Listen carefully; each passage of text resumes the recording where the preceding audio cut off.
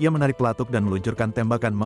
Pembunuh bayaran kelas atas bersiap untuk menghabisi sang presiden. Ia memulai dengan menembakkan satu peluru ke dinding secara sengaja. Dengan mengamati arah dan kecepatan kincir angin kecil di dekatnya, ia menghitung deviasi peluru akibat angin dan jarak.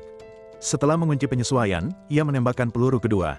Kali ini tepat mengenai titik tengah target. Ia menahan napas. Begitu presiden muncul, ia menarik pelatuk dan meluncurkan tembakan maut yang sempurna. Para pengawal segera mengangkat teropong untuk mencari lokasi penembak. Tapi sang pembunuh melakukan sesuatu yang tak terduga. Ia justru mengangkat senapan runduknya dan membiarkan pantulan sinar matahari dari teleskopnya menarik perhatian. Setelah yakin dirinya telah terlihat, ia segera membongkar senapan itu dan memasukkan bagiannya ke dalam koper, lalu menambahkan bom waktu di dalamnya. Ia harus mengubah kamar hotel menjadi lokasi kejahatan agar semua jejak pelariannya lenyap. Sebelum pergi, ia menekan alarm kebakaran, memancing polisi dan petugas keamanan menuju kamar itu. Lalu dengan tenang ia masuk ke mobil yang sudah diparkir lebih dulu, dan pergi dari tempat kejadian. Saat polisi bergegas ke hotel, ia memutar arah, kembali ke area parkir, lalu mengembalikan mobil umpan ke tempat semula.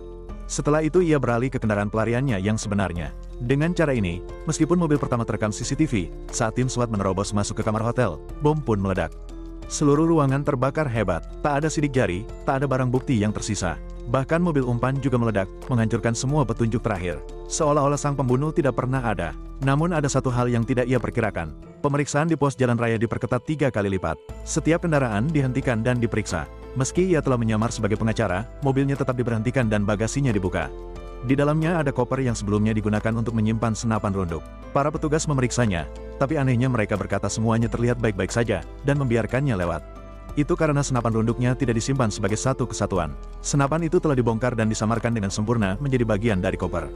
Gagang tariknya adalah teleskop, batang penyangga menjadi rangka senapan, kepala resleting berfungsi sebagai pelatuk, dan keempat roda koper menyembunyikan 4 peluru. Ketika informasi ini sampai ke kantor polisi, semua orang dibuat terpana. Dari hotel ke titik penembakan berjarak 3.815 meter, bahkan melebihi rekor dunia untuk tembakan jarak jauh. Di tempat persembunyiannya, sang pembunuh masuk ke sistem untuk menghubungi kliennya dan siap menerima bayaran sebesar $3.750.000. Tapi setelah menunggu lama, ia hanya menerima sebuah pesan. Seorang pembunuh bayaran kelas atas bersiap untuk menghabisi sang